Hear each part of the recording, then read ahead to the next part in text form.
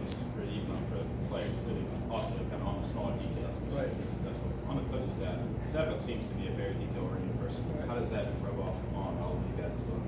Well, we think we have a good plan. We feel like that there's certain small things that we're going to have to do within the scheme to be successful. And Coach Satterfield does a great job of communicating that with the staff. And Coach Leffler does a great job of reinforcing that as a coordinator, and then just goes on down the line with Coach Bonds, Coach Brew, myself, Coach McKenzie. So, just as those guys, we're just talking about being on the same page. I mean, it's really the same with the staff. I mean, we've all got to be pulled in the right direction. How does, a lot of the guys talk so much about culture, the trust Satterfield has. How does that kind of play into that sense as well? I think where Coach Satterfield is really strong is he puts this feeling amongst everyone around him that you don't want to let him down. And so because he's gonna treat you well, treat you like a man, but he has high expectations. And so I think that that culture, as we put forth, that culture, it kind of goes from the staff to the players to everyone within the program, and you just kind of have that. It's kind of that glue that everybody's just trying to. Last thing you want to do is be the person to let somebody down. Each day we keep hearing from the players about a new ranking thing, like card tape, Yeah, hustle tape, right. juice board. How are you seeing them respond to those kinds of elements? Well, I think we all want feedback. I think that it's important to have an idea of where you are in the process. I think everyone is like that, no matter what you're doing. So, if you can give them an idea of where they stand and why they're there, we try to be straightforward with them and tell them exactly, where they are on the depth chart and this is why and this is, the role that you're going to play. It's one thing we talk about from day one is, the quicker everyone finds a role in this team, and then as Coach Satterfield says, the other part is accepting that role. Finding that role, but then accepting that role, and we're going to gel, faster and faster, and that's just going to help us in the season. So, that's really all those things kind of tie into defining roles, and this is what you're going to be counted on to do. When do you start? One thing to come in as a new coach and be teaching technique and what you want to do. Is it more challenging when you got a bunch of guys who have never really even played this position before? I think where one of our strengths is we can evaluate football players and where they can fit within our system, be it offense or defense or special teams. So we find guys within the roster like Tobias Little, for example, who's been a running back and is a good running back, but he's a heavier guy and he's a strong guy. He's got a nice center of gravity, so he can get leverage on guys and move guys, and so he would be a guy that could play the H, and that so we made that move and put him at H, and a guy like Isaac Martin, who we got here, was quite a bit heavier than he is now, and so kind of from day one saying, hey, this is where we see you fitting, but this is where you've got to be weight wise, and this is what we need you to do numbers wise. And I think Coach Mike and his staff do an outstanding job. All these guys kind of talk about the off season, and the off season is big for us. And so those roles are kind of starting to get defined even way back, back in March, coming out of spring ball. At what point here in fall camp do you start kind of figuring out, all right, these are my ones, these are my twos? Some positions seem settled, some seem pretty wide open. Yeah, I think that in our room, we're going to play several guys, and so we kind of package guys together, who kind of plays well with each other, who complements each other. I would say, I think we had day 10 today, maybe 11, somewhere like that. I'd say probably after 6, 7, we were pretty, had at least a starting point of where we wanted to be, and then within that, say you got a guy that's down the line a little bit. Well, then you got to let him know, hey, this is how you climb, this is what you need to do, and this is where we see you complement the offense, and so we'll keep working that way. How distinct are those positions flying each? Like, is there any kind of overlap there where guys can do one or the other? They can play both.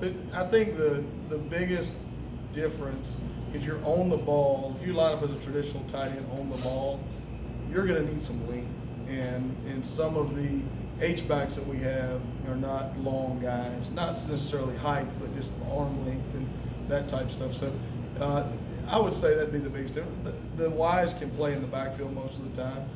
The H's can play, they can play on and off, but typically that'd be the only spot where I'd say when you put them on the ball, and particularly at the point of attack, they're going to need to separate a little bit from those D ends.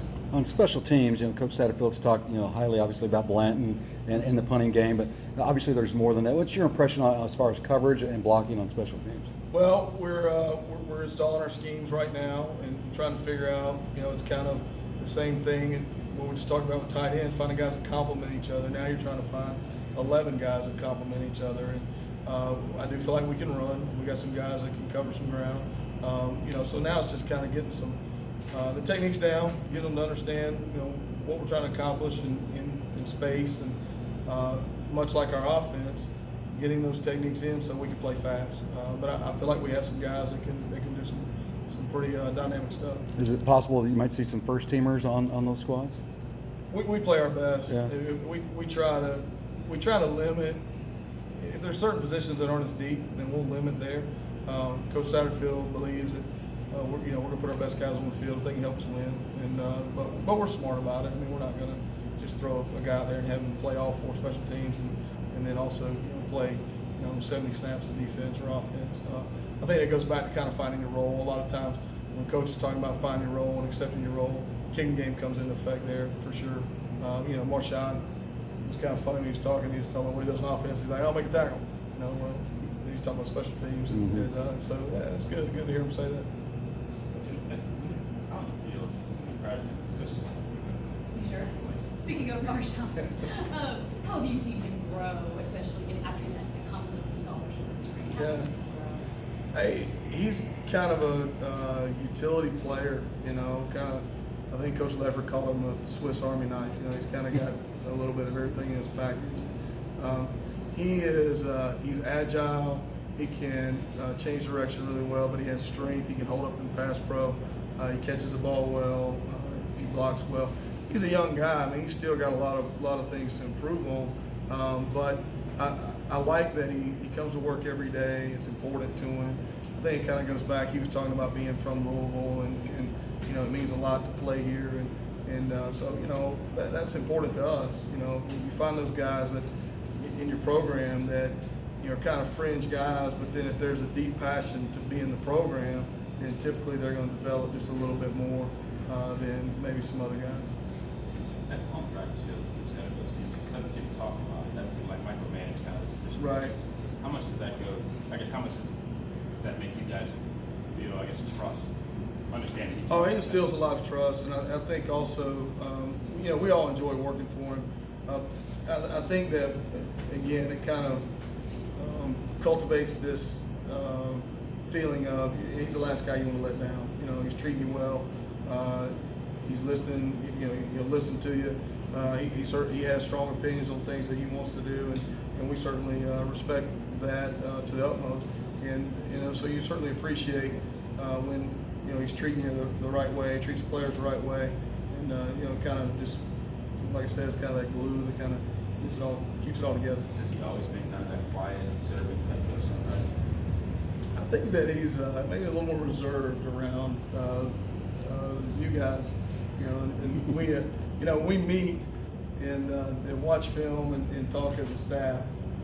He's not so reserved, but he does a good job of hiding it. PJ and Clayton mentioned the increase in accountability several times at the luncheon the other day. What's that look like under Scott Satterfield? What do you guys go with?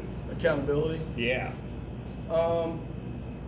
It's kind of like I told my guys yesterday. So, we need to do some housekeeping. We need to make sure we keep the locker room together and keep it where it needs to be. And Coach mentioned that to the team, and I told my guys, I said, listen, I walked through there. It's not where it needs to be.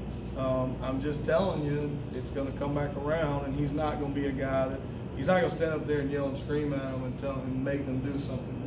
We want a player-led team. We want guys that take ownership in the team, and those type teams will accomplish more. And so, he's going to put the expectation in front of them. We're going to keep them.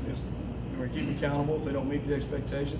Eventually, they're going to take off. Eventually, they're going to take off, and it's going to be their team. And we're going to, coach is going to guide them, and we're going to help. And that's the goal. One more question about special teams. Scott mentioned at that luncheon he's trying to get Mason's punts to hang a little bit longer. How have you seen him, improving? Mason's done well. Mason is you know, he keeps it short and compact. You know, it's tough for a long guy. You know, he's a tall guy. He's an aggressive guy. So punting the ball sometimes is not an aggressive movement. You know, you want to be quick but smooth, and he's, you know, that is what leads to consistency. So he's working every day, and every day's a little bit better than the day before. And, we're pleased with where he is. Jordan kind of mentioned that the strength of the tight end group was playmaking. Who do you think? And I hope so. Man, I hope he's right. Who kind of stands out on that front to you?